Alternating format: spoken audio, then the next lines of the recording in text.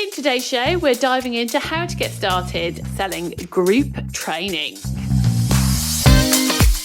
Welcome back to another episode of JFDI with the Two Lauras. If you're tuning in for the first time, it's lovely to have you with us. We're here every Tuesday sharing tips and ideas to help freelance social media managers to win and work with clients and create different revenue streams so you can create a flexible business that works around your lifestyle.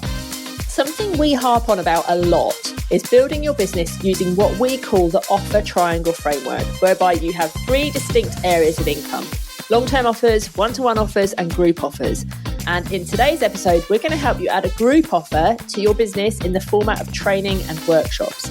Now, no doubt you will have questions about this after the show, and we will be on hand in our Facebook group to help you out. So unlock your phone, open the description for this episode where you'll find a link to join the group, request to join by adding your details, and we'll let you straight in so you can ask your questions as soon as they crop up. Okay, let's get into it.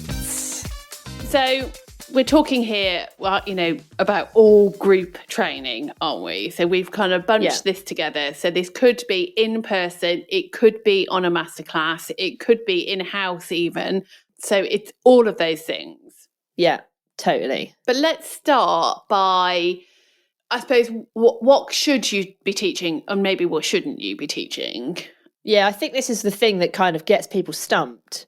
Like, okay, this is great. It's telling me I need to have a masterclass or a workshop. What the hell am I going to teach someone? And it's totally valid. And I think there's a danger here that people can end up, they see an opportunity, they run away with it, but potentially it's not their strongest topic. I'm trying to think how to say this all kind of very diplomatically. And I think what's really important, especially when you're new to training, you want to train people in something that you know so well. It's what you could get up and do your TED talk about. It's your thing. It's not something that you've skirted around the edges about. So have a think, what is it that you can talk really confidently about? What is it that when someone asks you a question about something to do with social media, for example, that you can really easily chat about without hesitation? And keep it small. We're not don't answer this question by saying Instagram. Yeah. Answer this question by saying Instagram Reels or Instagram Stories or something small.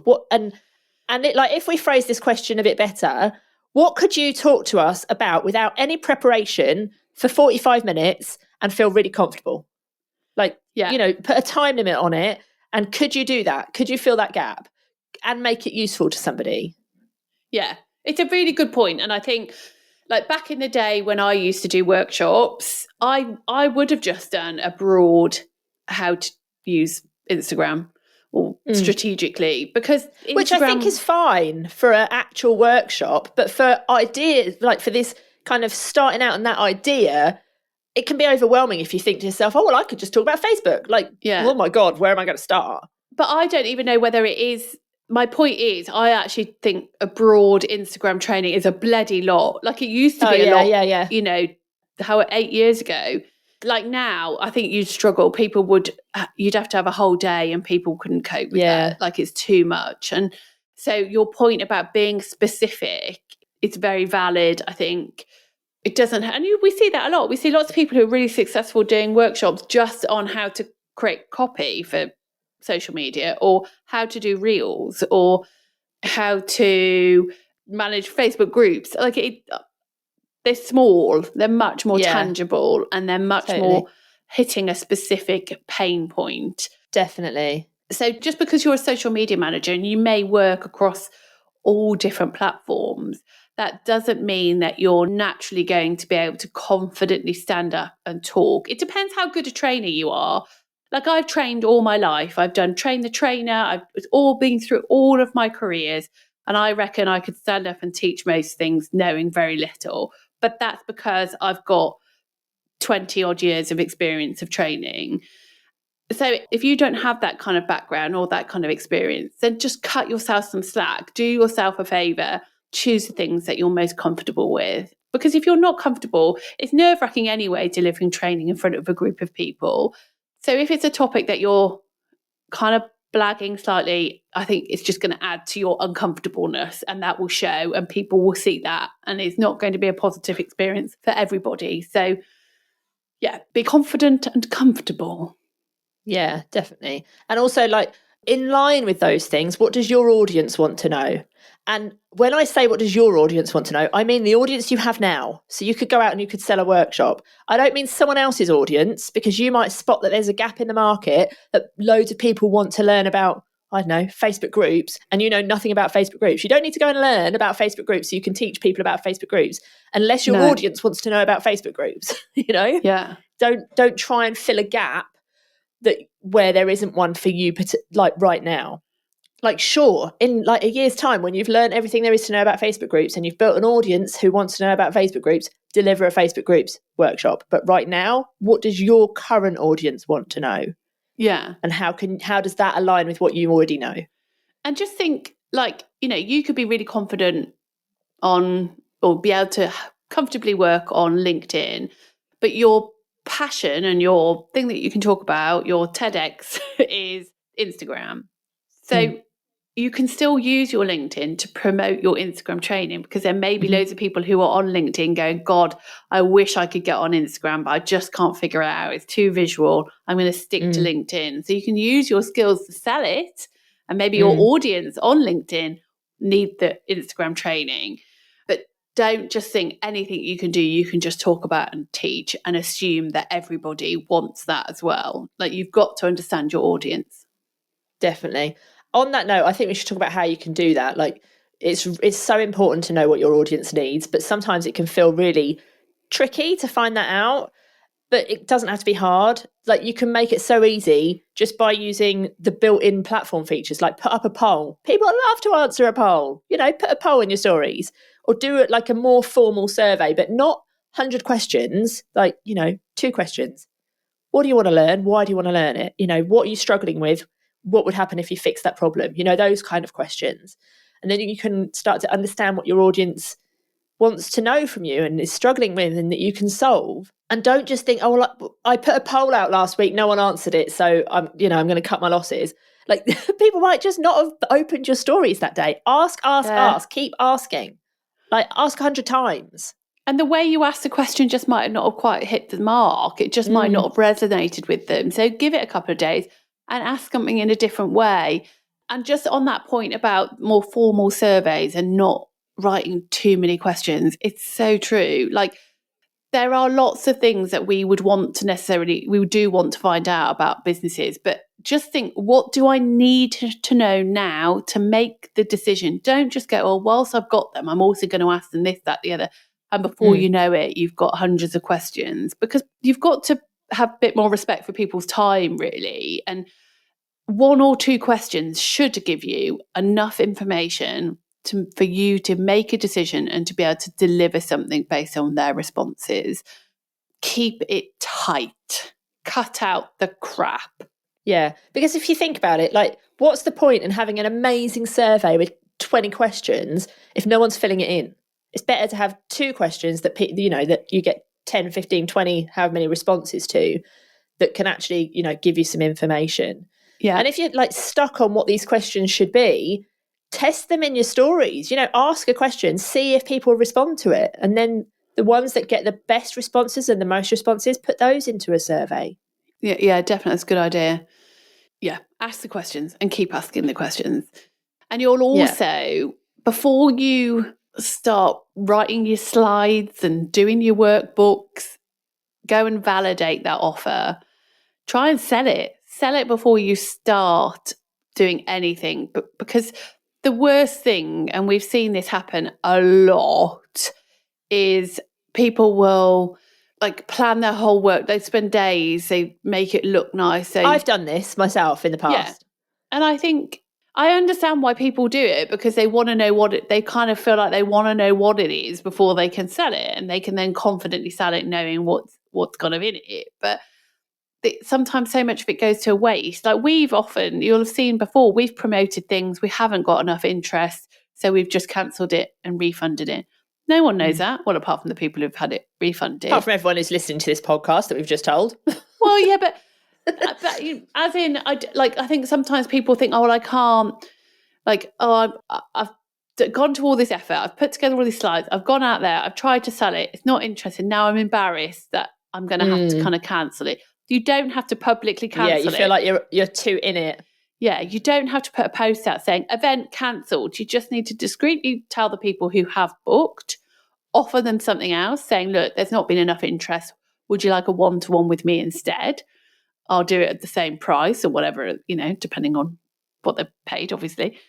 So don't feel like you can't validate it by selling early. Now, there are slight caveats to that. So, for example, when I've done workshops, like face-to-face workshops, so I won't have necessarily planned the very first ones, but what I did do was make sure that I knew what venue I was going to use and knew that they had availability on some potential dates.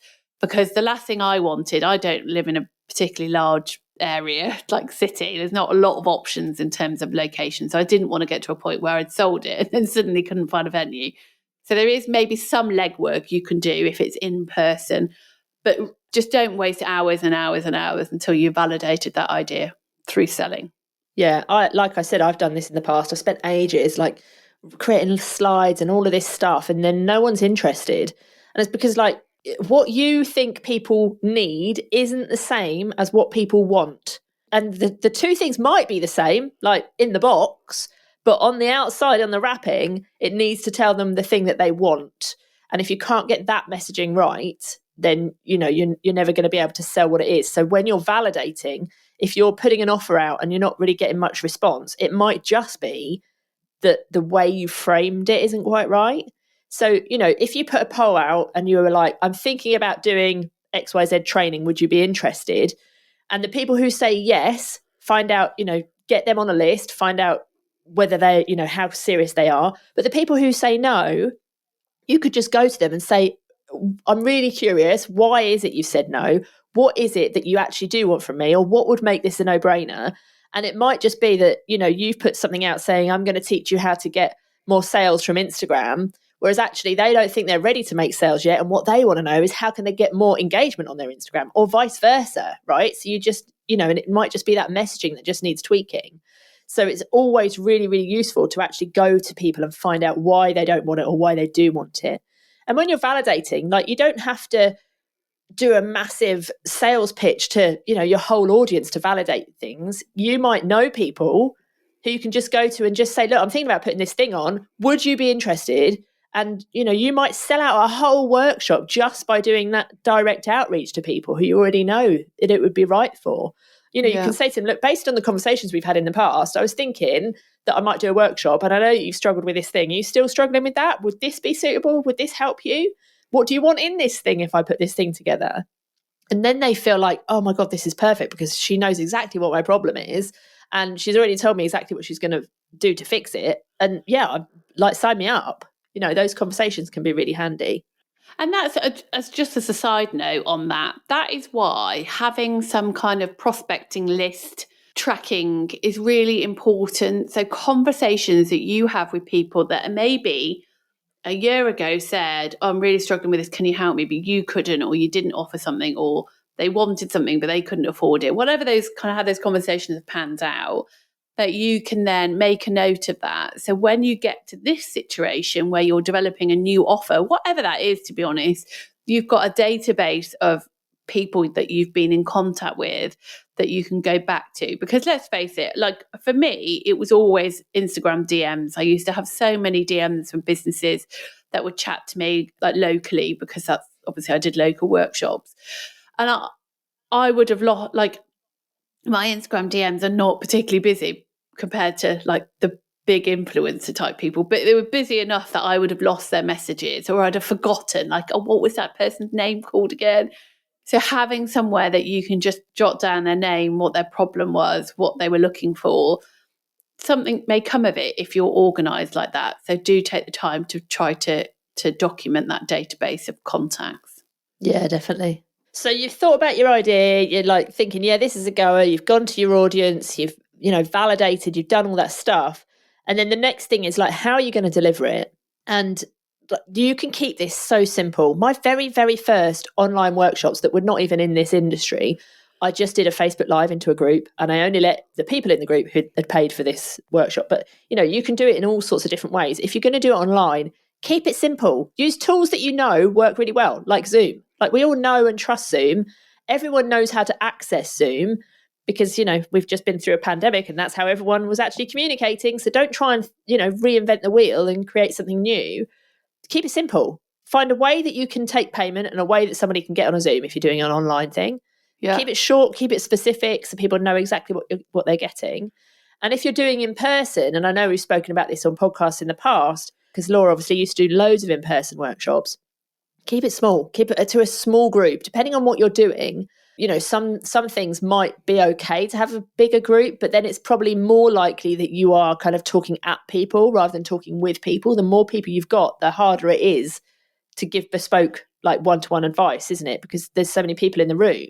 I think, as you say, it does depend. And I think if you're going to just stand up and you're basically talking at someone, then you can fill a big room. But the reality of a lot of what we do in our industry is that it's quite a practical, creative thing. So if I was to stand there and say to somebody, educating them, I don't know, on an Instagram reel or on TikTok, the chances are they are going to get their phone and they're going, like I do it. If I go to conferences and they're talking about a particular feature or function, I'm like that. Like I can't, because I learn by doing. And I have to, if I didn't press those buttons in that workshop and I walked out that door 2 hours later and I hadn't pressed the buttons, it would go. My brain would not have retained that. So if you're going to do a much more practical session, which I suspect for most of us that will be the case, you want to have space and time available, for people to be able to do something, create a reel or do an Instagram story or to write a first draft of a copy for LinkedIn, whatever that may be. They need time to do that. And you need time to help each individual person. So if you've got 20 people in a room and you're doing a 2-hour workshop, the time it will take you to go round those people is quite a lot. Now, you don't have to offer that you don't have to include that. And in some of the things that I did, people, like I used to do ads training, people would bring their laptop. So I didn't have the venue to sit that many people when they needed the table space, they needed the laptops. Whereas if it was a Reels training where people are just going to need their phone, I would have probably been able to get more people in. So having an understanding of how practical you're going to deliver your workshop and the practicalities in terms of, are they going to need space for their laptops? Are they going to be moving around? Do they want it to be an aesthetic? I know this sounds daft, but do they want it to be a slightly Instagrammable, aesthetically pleasing venue to help people with their kind of creativity? All of that kind of stuff you'll want to bear in mind. But definitely, my advice would be to keep it small. I used to do like 6 to 8 people and it was great. Yeah. And I think it's very much like, is this a workshop where people are doing stuff like you're saying practically, or is this a training where they're just learning like a strategy, for example, that they don't actually need to do? And I think also bearing that in mind will determine how many people you have in the room, but also how long it takes. Like an online masterclass, it's hard to sit through an online masterclass that's longer than like 45 minutes to an hour. It's tiring watching. If you're in person, after an hour or 45 minutes, you're probably going to have a tea break, so you could then go again, but you're probably not going to do that on Zoom. So it just really depends on, how much in depth there is, and, whether people are actually taking action at the time. And just on that note of in-person workshops, I know it's ridiculous, but just have a think about that teas and coffees thing. Are you going to be providing teas and coffees? And generally speaking, that's, I think, assumed when you go to things. Are you going to buy refreshments? Those kind of things. Think about that now. And that might be a prerequisite of the venue. Like, I didn't get charged to use my venue, but I did say I would be buying teas and coffees and refreshments for people. That's important when you're pricing, because, a couple of coffees and a chocolate brownie, that adds up. So make sure you're aware of that when you're pricing, so you actually walk away with having made money, and preferably more money than the coffee shop you're doing the training in. Totally. In terms of what you need to actually get this out to market then, like after you've done all that research and planning and what have you, most people will tell you need a sales page. And in some instances, you probably do need a sales page, depending on how you're going to sell this. Like if this is going to be a big online masterclass and you want 100 people at it, you're going to need a sales page. You're going to need to have some sort of big promotion. If it's, something that that you can sell 10 spots at because 10 people who will buy it, or it's like in person or what have you, or even if it's online, like when I used to sell online masterclasses, I would go in a Facebook group and that would be my sales page. You might not need a sales page, right? Don't let the thought of, oh my God, I've got to write a sales page and I've got to go and create it on a WordPress website and all of this stuff. Don't let that put you off from taking action, because you probably don't need that. You need good messaging that could be in an email to somebody, could be on a conversation to somebody, it could be in a DM, it could be on an Instagram story, could be on a reel, it could be wherever. So you need the messaging that tells people what it is that they're going to buy, and you need a way that they can make payment with you in advance. This is really important. Get paid in advance for these things. And that could be that, you need some sort of checkout system, but you could rein that right back and you could use PayPal and send them a PayPal link. You could say, I'm going to invoice you. Here's your invoice. It could be so simple to get payment for these things. So you can get this like up and out into the world and start making money from this training. And then once it starts going well, and once you're ready to scale it up, then you create your sales page, then you get your checkout system and all of that in place. You don't have to do that from the beginning. Exactly, because you might not like it. You might deliver this masterclass and then just think, God, that was the worst thing I've ever done. I never want to do that again. I hated it. I hated every single second. And that's fine. But you've made a bit of money, you can move on, and you don't need to, you don't have to think, oh God, I've got to keep doing this because I spent those 2 days writing that sales page and I did this and I've done that. It doesn't matter if you just do what you can to test it, like a bit of a beta, really. Yeah, definitely. And then think about like the delivery of it. Like if you're doing an in-person workshop, you probably don't need slides. You need a device that you can show people, like share your screen, maybe on a big TV or whatever. You might not even need that. But if you're doing something online to keep people kind of engaged and focused on what it is you're saying, you probably do need slides. So you're going to think about, the best way to teach whatever it is you're teaching. It might just be that you're going to screen share and you're going to show, maybe you're talking people through how to create an ad and you're literally just showing them the build and you can just screen share your ad account. It's those sorts of things that you need to think about. What do I need to sell it? What do I need to deliver it? And those things, get those things kind of in line. If you're unsure on any of those things, come and ask us in the Facebook group. We don't want you to be held back. We want you to come off of listening to this podcast excited, ready to kind of go and put this into action so you can start making some money. So come and ask us these questions. And then also you want to think about, there's 3 things that you want to think about. You want to think about, first of all, what comes first? What comes before this thing you're going to sell? What do people need to know or do before they can take this training from you? Do they, if you're going to teach a training about how people can make sales using LinkedIn, they're probably going to need to have a LinkedIn account. So, if they don't have a LinkedIn account or they don't have something set up that you would expect them to have set up, what can you create for them beforehand to get them ready? Is there some sort of lead magnet? If you're going to teach people how to make more sales using Instagram Reels, they need to know what buttons to press to create an Instagram Reel. What can you create that could be a good lead magnet or a good first purchase that gets them ready for this training? And when you're putting out your first workshop, you don't need to have done this first. This is something that you can do in next time to build more people into kind of like your sales funnel. So I have this thing that I say about lead magnets. If you think about it, it's very strange. You're going to love this story. But if you think about any bars in America, anytime you're watching an American movie, there will always be somebody in the bar and there will be pretzels in a little bowl on the table. I thought you said a bath.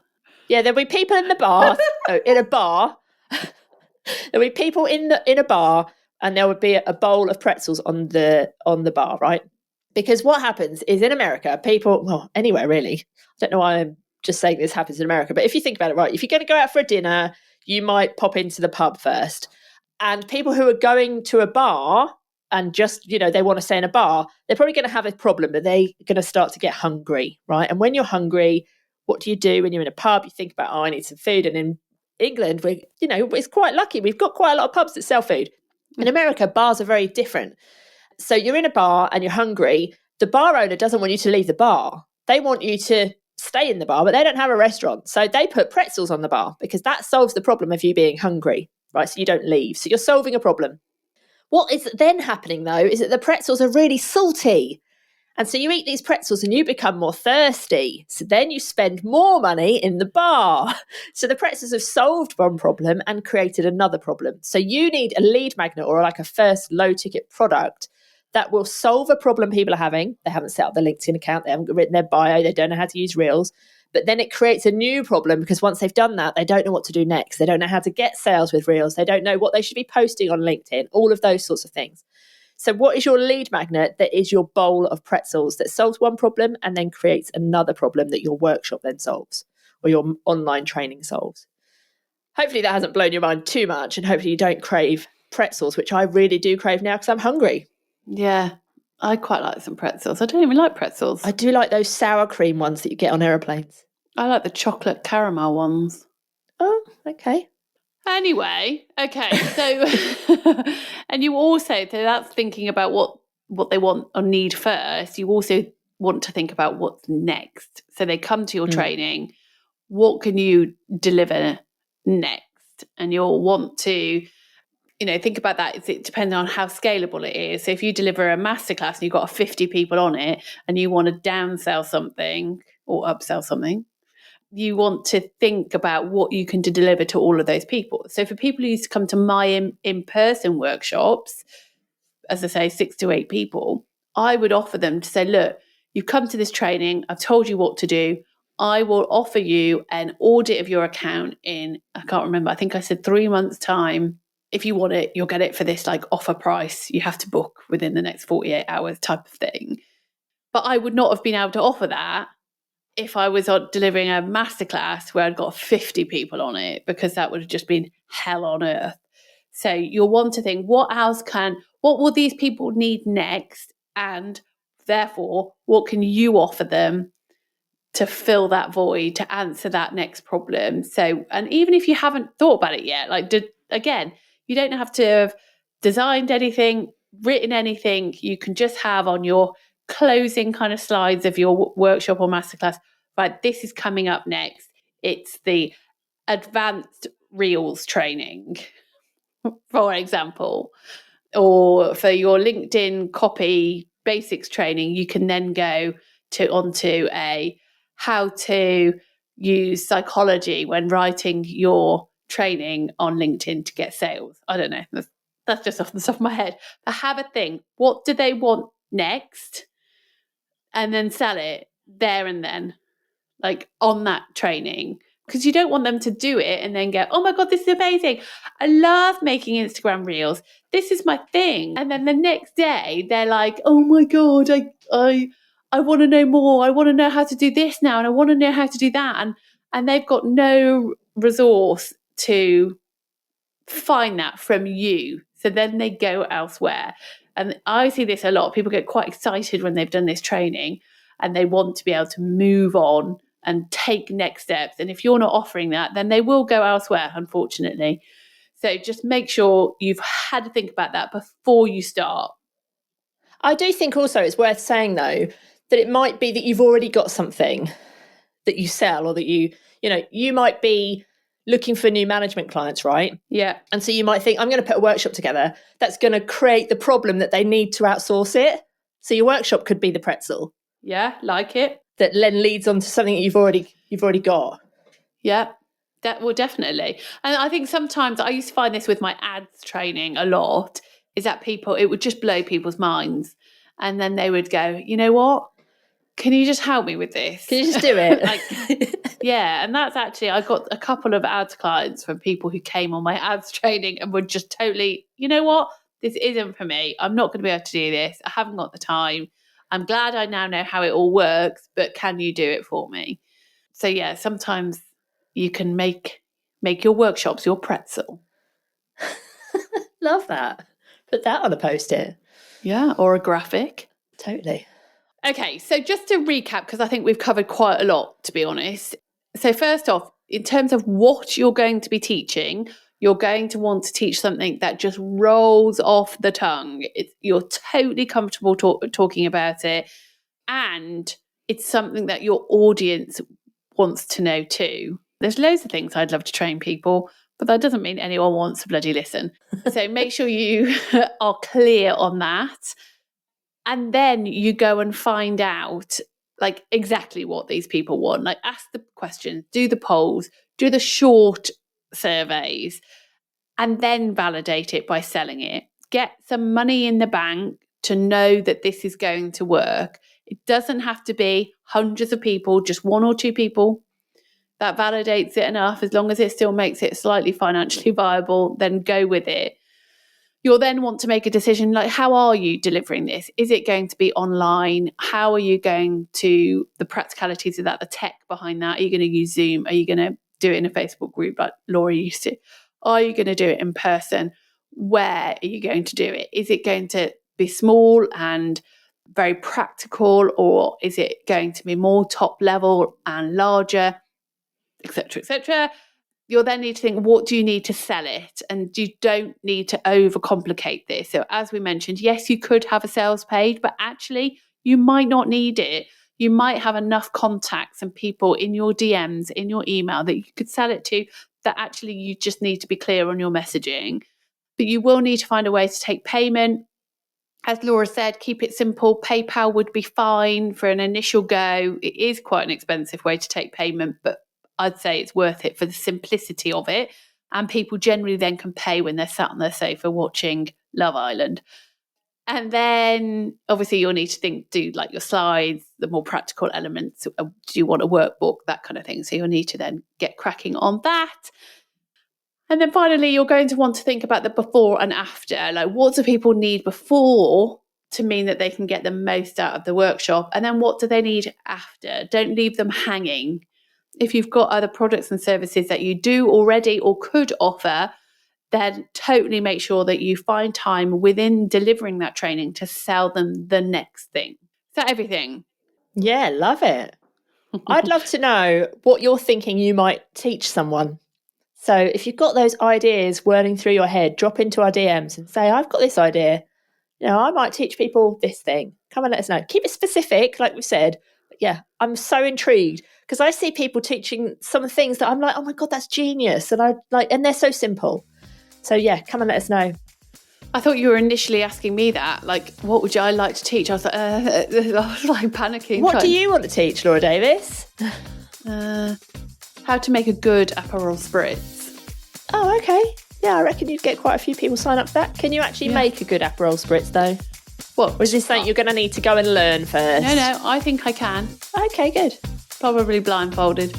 Okay, we'll make sure there's a link in the show notes so people can sign up for that. Okay, yeah. It's £5,000 per person. Bargain, I'll take 2. See you there. Okay, so there we go. That is everything to help you get started when you want to sell or host a group training. Hopefully you'll sell it and host it. Yeah, preferably. It's that point of the podcast where we're losing our minds, so we will let you get on and we will be back same time, same place next week. See you soon. I'm off for an Aperol. Bye. Bye.